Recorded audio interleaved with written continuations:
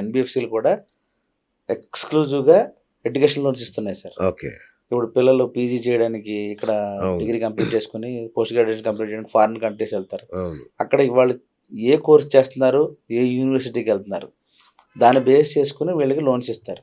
అంటే తల్లిదండ్రుల ఆస్తిని బట్టా లేదంటే విద్యార్థి మెరిట్ని బట్టి కూడా ఇస్తారా? కొన్ని చోట్ల విద్యార్థి మెరిట్ చూస్తాం సార్. ఓకే. ఎందుకంటే ఆ యూనివర్సిటీ బాగుంటే వీళ్ళ రీపేమెంట్ కెపాసిటీ ఎలా ఉన్నా పర్వాలేదు. ఆహాహా. కొందరు ఏంటంటే అంత పెద్ద యూనివర్సిటీలో సీట్లు రావు, మెరిట్ తక్కువ ఉన్నా అవును. కూడా. అవును. సో వాళ్ళ పేరెంట్స్ రీపేమెంట్ కెపాసిటీ చెక్ చేస్తాం. ఓహోహో. అంటే వాళ్ళు వ్యవసాయం చేసుకునే వాళ్ళైనా వాళ్ళు ఎంత వ్యవసాయం చేస్తున్నారు దాన్ని బట్టి ఇన్కమ్ ఎంతో లెక్క చూసి లోన్ ఇస్తాం. ఓకే. రైట్. సో మరి పోనీ ఇండియాలో చదివే పేద విద్యార్థులు ఉంటారు, ఇండియాలోనే ఒకడే డొమెస్టిక్ కోర్సెస్ కూడా లోన్స్ ఇస్తున్నాం. అన్ని ఫారెన్ కోసమే కాదు, ఎడ్యుకేషన్ లోన్స్. వాళ్ళకి ఎట్లా ఉంటుంది క్రైటీరియా? వాళ్ళు కూడా ఎక్కడ యూనివర్సిటీ ఎక్కడ ప్రతిభావంతులైన విద్యార్థులకి అలాగనే లేదు సార్. ప్రతిభావంతులు కాకపోతే అక్కడ వరకు చదవరు కదా. ఓకే. ఇప్పుడు పీజీకి వెళ్తున్నారు లేదా ఎంబీబీఎస్ చేయడానికి వెళ్తున్నారు, వాళ్ళకి సీట్ వచ్చింది, వాళ్ళు కోర్స్ కంప్లీట్ అయిపోయిన తర్వాత జాబ్ వస్తుంది, దాని నుంచి కదా రీపేమెంట్.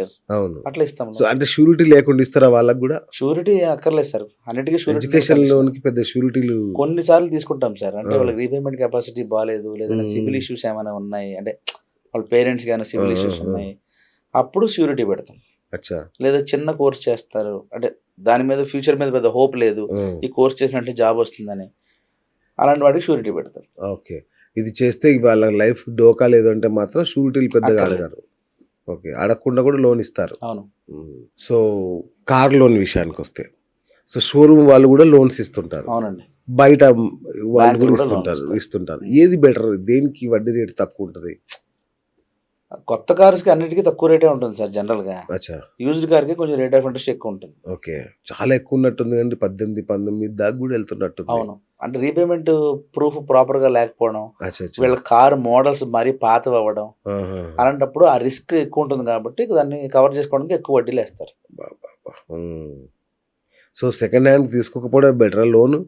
సెకండ్ హ్యాండ్ కార్ ఏముంది సార్, ఇప్పుడు 10 లక్షల కార్ 5 లక్షలకి వస్తుంది, 1 లక్ష ఎక్కువ వడ్డీ కడుతున్నాం. పాత కండిషన్ ఉంటే కొనుక్కోవచ్చు కదా తప్ప, పర్వాలేదు. అంటే మన అసెస్మెంట్, మన సొంత ఆలోచన బట్టి. రైట్. సో సెకండ్ హ్యాండ్ కార్లకు కూడా లోన్ ఉంటుంది, కానీ మీరు అన్నట్టుగా వడ్డీ రేట్ చాలా ఎక్కువ ఉంటుంది, కొంచెం ఎక్కువ ఉంటుంది. సెకండ్ హ్యాండ్ అయినంత మాత్రం వడ్డీ ఎక్కువ ఉంటుందని కాదు సార్, రీపేమెంట్ కెపాసిటీని బట్టి కూడా. ఓకే. చాలా వరకు బాగా పాత కార్లు అయినా కూడా దాని లైఫ్ అయిపోతుంది అనుకోండి, అప్పుడు కూడా కొంచెం వడ్డీ ఎక్కువ ఉంటుంది. నేను చూశాను సార్, చాలా వరకు సెకండ్ హ్యాండ్ వాటికి ఈ యాక్సిస్ బ్యాంకులు, ఐసి ఇట్లాంటివి ఇవ్వవు. అంటే కొంచెం ఈ ఫైనాన్షియల్ ఇన్స్టిట్యూషన్స్ ఉంటాయి కదా, అవి వాటి నుంచే ఎక్కువ లోన్స్ ఇప్పిస్తా ఉంటారు వీళ్ళు. అంటే ఇక్కడ లాలుచి పడుతుంటారా వీళ్ళు? లాలుచి అని కాదు సార్, ఇప్పుడు బ్యాంకులు అన్నీ కూడా యూజ్డ్ కార్కి లోన్స్ ఇస్తున్నాయి. కస్టమర్ రీపేమెంట్ సోర్స్ ప్రాపర్ గా లేకపోతే బ్యాంకులు ఇవ్వవు. ఓకే. ఎన్బిఎఫ్సీలు ఇస్తాయి. ఎన్బిఎఫ్సిస్ కొంచెం ఎక్కువ రిస్క్ తీసుకుని, ఆ ఎక్కువ రిస్క్ తీసుకున్నందుకు కానీ అడ్వాంటేజ్ కొంచెం ఎక్కువ వడ్డీ పెట్టి ఇస్తాయి అనమాట ఫైనాన్స్ కంపెనీలు. అదే అంటున్నా, శ్రీరామ్, చోళమండలం ఇట్లాంటి దగ్గర కొంచెం వడ్డీ ఎక్కువ ఉంటుంది, కానీ ఖచ్చితంగా లోన్ ఇస్తారు. అవసరమైనప్పుడు ఎలాగైనా దొరకాలి కదా. 1 రూపాయి వడ్డీకైనా మనకి 1 రూపాయి ఎక్కువ వడ్డీ అయినా లోన్ అంటూ దొరికితే ప్రాపర్ కొనుక్కుంటారు కదా. సో లోన్ కోసం మనం అందరి దగ్గర తిరుగుతుంటాం. సో వాళ్ళు ఎంక్వైరీలు చేయడం ఇవన్నీ చేస్తే సిబిల్ స్కోర్ పాడవుతుంది అంటారు కదా, మరి ఎట్లాంటి జాగ్రత్తలు తీసుకోవాలి మనం? సిబిల్ ఎంక్వైరీ చేసేటప్పుడు ఎక్కడ పడితే అక్కడ ఎందుకు రిజెక్ట్, ఒకసారి అప్లై చేశారు తెలియక ఒకసారి అప్లై చేశారు సార్, రిజెక్ట్ అయింది. ఆ తర్వాత ఎందుకు రిజెక్ట్ అయిందో ప్రాపర్ గా అనాలిసిస్ చేసుకుని తర్వాత అప్లై చేయాలి. ఒక బ్యాంక్ రిజెక్ట్ చేస్తే ఇంకొక బ్యాంక్ లోన్ ఇస్తుంది అనుకుని అన్ని బ్యాంకులు తిరిగితే అన్ని చోట్ల ఎంక్వైరీ పడిపోతుంది, సిబిల్ లో ఎంక్వైరీ పడుతుంది. నెంబర్ ఆఫ్ ఎంక్వైరీస్ బట్టి స్కోర్ పాయింట్స్ తగ్గిపోతాయి.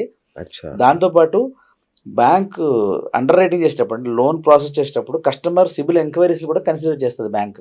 ఎన్ని చోట్ల ఎంక్వైరీ చేశారు, ఎన్నిసార్లు రిజెక్ట్ అయిందని చెప్పేసి. కొన్నిసార్లు కస్టమర్ కి ఎలిజిబిలిటీ ఉన్నా ఇవ్వగలిగిన 10 ఎంక్వైరీలు చేశారనుకోండి, ఈ ఎంక్వైరీలు ఎందుకు ఇన్నిసార్లు చేశాడు, ఈ ఇంటెన్షన్ ఏంటో ప్రాబ్లం అని చెప్పేసి దాన్ని రిజెక్ట్ చేసేస్తారు. ఓన్లీ బికాస్ ఆఫ్ ఎంక్వైరీస్ కూడా కొన్నిసార్లు రిజెక్ట్ అవుతాయి ఫైల్స్. ఎంక్వైరీస్ కూడా అంత ప్రాబ్లమా? ఓకే. రైట్. అసలు ఈ ఫైనాన్షియల్ కన్సల్టెన్సీ అంటే మీ ద్వారా వెళ్ళడం అనేది అయితే ఉందో అది ఎందుకు అవసరం? అంటే డైరెక్ట్గా వెళ్ళాలనుకున్న, మీ ద్వారా వెళ్ళాలనుకున్న ప్రధానమైన తేడాలు ఏంటి అసలు? డైరెక్ట్గా వెళ్తారు సార్, చాలా మందికి లోన్ వస్తుంది.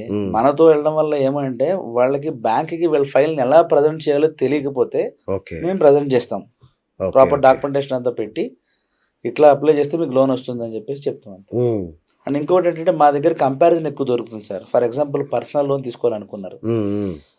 ఆయన సో సమ్ ఎక్స్ బ్యాంక్కి వెళ్ళాడు. అక్కడ వడ్డీ ఎంతో చెప్తారు, తీసుకుంటాడు. కానీ ఇంకొక బ్యాంకులో ఎంత ఉంది అని తెలియదు. ఓ 10 బ్యాంకులు తిరిగి దీంట్లో బెస్ట్ ఫీచర్ ఏంటో సెలెక్ట్ చేసుకుని లోన్ అప్లై చేయాలంటే ఎంత టైం వేస్ట్ అవుతుందండి. కరెక్ట్.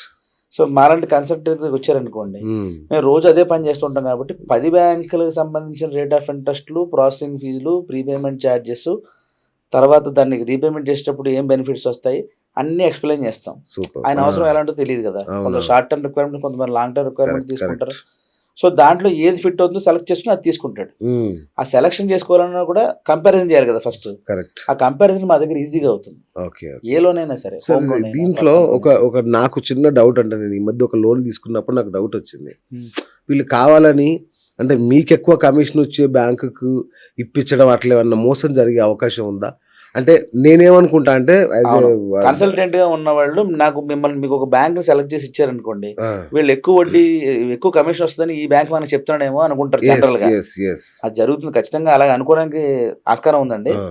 కానీ కన్సల్టెంట్ అనేవాడు కమిషన్ కన్నా కూడా కస్టమర్ కి బెనిఫిట్ చేయడానికి ట్రై చేస్తాడు. ఓకే. అలా ఎందుకు చేస్తారు అని అడిగారు అనుకోండి, ఇది ఓపెన్ మార్కెట్ అంతా తెలిసిందే. ₹1 వడ్డీ కమిషన్ ఎక్కువ వస్తుందని చెప్పేసి ఏదైనా తప్పు బ్యాంకుని మీకు సజెస్ట్ చేశాను అనుకోండి, నెక్స్ట్ మినిటే మీకు తెలిసిపోతుంది. ఎలా తెలుస్తుంది సార్? సార్ ఇప్పుడు మీరు లోన్ అప్లై చేస్తున్నారని మీరు ఒకసారి అనుకుని మీరు ఫోన్లో చూస్తే 100 సార్లు మీకు లోన్ గురించి వస్తుంది. సోషల్ మీడియా కానీ లేకపోతే డిజిటల్ మార్కెటింగ్ కానీ అంత బాగా వచ్చేసింది. అన్ని బ్యాంకుల కంపారిజన్లో వచ్చేస్తున్నాయి. రైట్. సో రేట్ ఆఫ్ ఇంట్రెస్ట్లు గురించి కానీ లేకపోతే వీటి గురించి కానీ కన్సల్టెంట్లు కస్టమర్కి తప్పు చెప్పరండి. ఎందుకంటే ఎట్లా తీసుకుంటే కొంతైనా వస్తుంది కదా కమిషన్. అవును, అంతే. Okay okay okay. సో భయపడాల్సిన అవసరం లేదంటారు.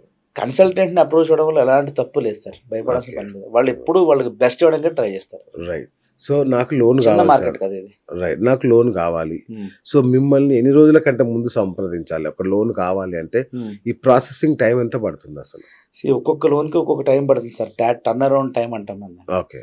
ఇప్పుడు పర్సనల్ లోన్ 2 రోజుల్లో వచ్చేస్తుంది. ఓకే. 2 రోజుల్లో పర్సనల్ లోన్ వస్తుంది కదా అని చెప్పేసి ఎల్లుండి మీకు అర్జెంట్ ఎమర్జెన్సీ ఉండి ఈ రోజు లోన్ అప్లై చేసి అనుకోండి, ఏ టెక్నికల్ రీజన్ వల్ల రిజెక్ట్ అయింది అనుకోండి, మీ ప్రెజర్ ఎక్కువైపోతుంది. కరెక్ట్. సో మీకు లోన్ అవసరం అవుతుంది అనుకుంటే ముందు ఒకసారి మమ్మల్ని అప్రోచ్ అయ్యి మీ ఎలిజిబిలిటీ క్రైటీరియా డీటెయిల్స్ అని చెక్ చేసుకుని మీకు ఎప్పుడు అవసరం ఉందో చెప్తే ఆ టైంకి లోన్ ప్రాసెస్ చేసేలాగా ఫైల్ రెడీ చేసి పెడతాం. అప్పటికప్పుడు వచ్చి అప్లై చేయమంటే ఏ సండే రావచ్చు, లేదా పబ్లిక్ హాలిడే రావచ్చు, లేదా డాక్యుమెంట్ ఏదో చిన్న పెండింగ్ రావచ్చు, టెక్నికల్ ఇష్యూ రావచ్చు. అనుకున్న టైంకి లోన్ డెలివరీ అవ్వకపోతే మీరు ఇబ్బంది పడతారు.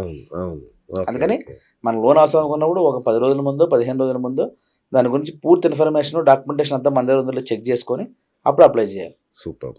ఓకే.